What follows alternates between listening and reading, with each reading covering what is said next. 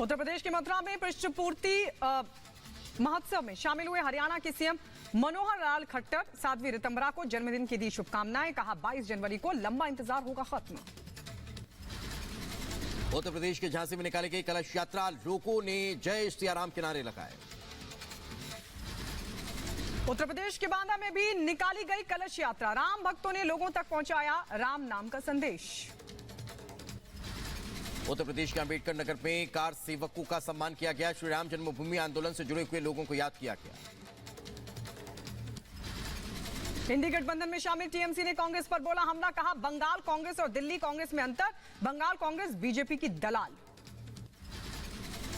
BJP ने विपक्ष पर साधा निशाना, कहा लेफ्ट पश्चिम बंगाल से खत्म हो चुकी है कांग्रेस।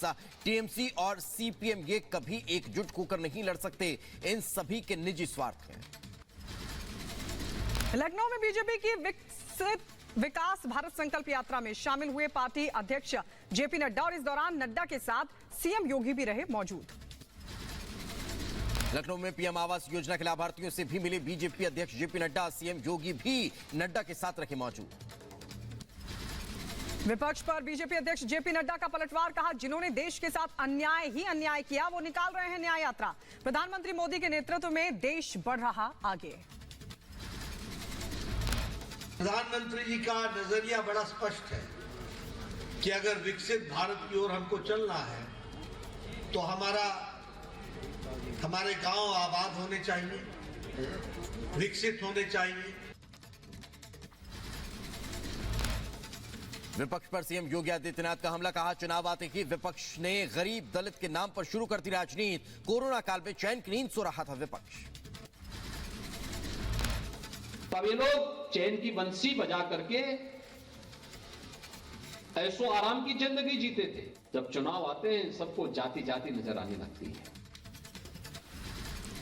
मध्य प्रदेश के पूर्व सीएम शिवराज सिंह चौहान का दावा, कहा लोकसभा चुनाव में मध्य प्रदेश की सभी 29 सीटें जीतेंगे।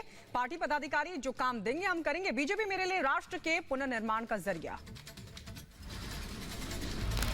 भारतीय जनता पार्टी, मेरे राष्ट्रीय अध्यक्ष आदरणीय जेपी नड्डा जी, पार्टी प्रधानमंत्री जी जो काम देंगे कार्यकर्ता के नाते उस काम को मैं करूंगा, क्योंकि भारतीय जनता पार्टी मेरे लिए पद प्राप्ति का माध्यम नहीं है।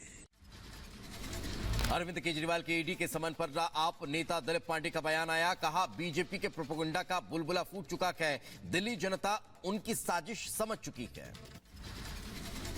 कांग्रेस के नेता लक्ष्मण सिंह का राहुल गांधी को लेकर बयान, कहा राहुल गांधी सिर्फ एक सांसद, कांग्रेस अध्यक्ष नहीं, उन्हें इतना बड़ा नेता मत माने, मैं तो नहीं मानता।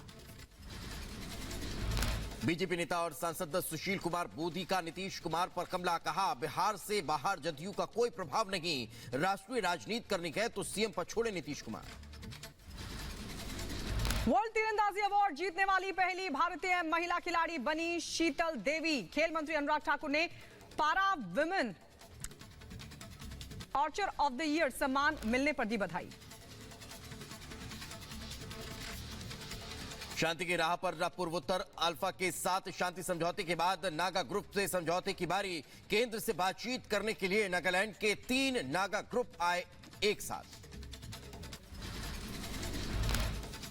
आईआईटी बीएचयू छात्रा से गैंगरेप मामले में 2 महीने बाद तीनों आरोपी